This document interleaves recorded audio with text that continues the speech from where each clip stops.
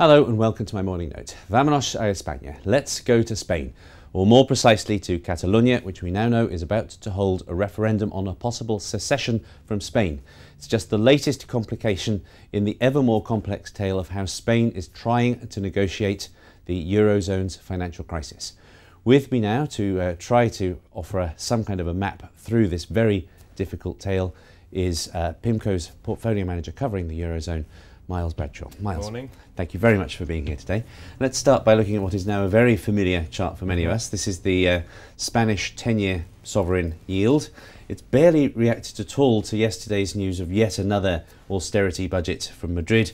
It stays just below that 6% level. What do you think is driving those yields at the moment? Is it possible for it to maintain at that? I mean, the big uncertainty is if Spain is going to apply to the rescue fund, the ESM, for a programme. And that's critical because they need to do that in order for the ECB to come in and start buying bonds. So that's when we need to verify the confidence that came in. Exactly, yes. And this budget that was announced on Friday is very much part of the process for Spain meeting the European preconditions. These negotiations have been going on for months, and it lays down another marker which will be discussed in October by European finance ministers. Now, how much time do they have before people like you lose their patience with them? They've been under pressure from the market. They seem to be under slightly less now. How much time do they have? I think my expectation is they would apply in the second half of October.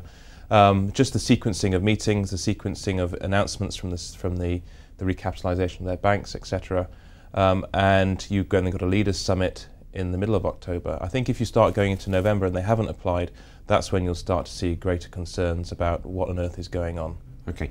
Another issue about which there is great concern is the banking system. We had details yesterday that there is a continued, you can't call it a bank run, but there is a rather worrying drift of deposits out of the system. We also have a report from Oliver Wyman coming later today. Explain to me the importance of that. How is that going to affect? So, Spanish banks, there was a housing boom in Spain, there was a lot of lending, a lot of Spanish banks need recapitalisation, their assets need to be marked down. So the Oliver Wyman report is going to be a stress testing of the Spanish banking system. It's the detailed bottom-up testing. Essentially, expectations are quite firm and I think are going to be fairly accurate of about a 50 to 60 billion capital need. Spain's already been given an envelope of 100 billion from the Europeans to recapitalise that. And so this is really doing more of the details to see exactly which banks will need the money. That's what the report's about. And that again would solidify confidence, providing people are comfortable. I think with that's findings. Essentially in the market price. So this is, again, ticking a box that is necessary, that Spain has said it's completed what it's been asked in order for it to apply for a programme. And the key thing is politically in Spain it applies for a programme and the Europeans don't ask Spain to do more. Okay. Now let's take a look at the latest spanner in the works. Yes. What we're looking at here is various regions, but Catalonia is the one that we care about at the moment. As you can see, it has the largest share of GDP of any Spanish region, and by a much greater extent, the largest share of regional debt of any region. Yep. How seriously should we take this suggestion of Catalan secession? We should take it seriously, but ultimately I don't think Catalonia is going to succeed. This is all about negotiations about the way that fiscal transfers take place in Spain. Catalonia is one of the richest regions.